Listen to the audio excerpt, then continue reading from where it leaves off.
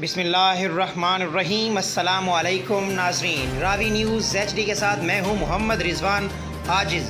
سب سے پہلے رخ کریں گے جڑاوالا کا، جہاں جڑاوالا بار ایسوسی ایشن کی دوسرے روز بھی ہڑتال جاری ہے۔ عدالتوں کا بائیکاٹ جاری ہے، جبکہ گزشتہ روز احاطہ کچہری میں فائرنگ کے واقعہ کی صدر bar Abdul Sattar Iqbal advocate general secretary Arif Sheikh نے شدید الفاظ میں مذمت کی ہے۔ مزید تفصیلات جانتے ہیں جڑاوالا میں موجود ہمارے بیورو چیف رانا اعجاز احمد سے۔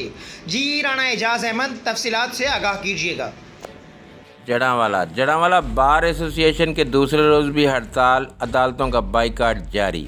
تفصیلات کے مطابق گزشتہ روز احاطہ کچہری میں فائرنگ کے واقعہ کی صدر بار عبدالستار ایڈوکیٹ اور جنرل سیکرٹری عارف شیخ نے شدید الفاظ میں مذمت کرتے ہوئے کہا ہے کہ CPO فیصل آباد کیپٹن ریٹائرڈ سہیل چودھری سے ملاقات کے دوران بار ایسوسی ایشن کے ناقص سیکورٹی سسٹم بارے آگاہ کیا گیا تھا، مگر مقامی پولیس نے اس پر عمل درآمد نہیں کیا، جس کے باعث احاطہ کچہری جڑاوالا میں فائرنگ کا واقعہ پیش آ گیا۔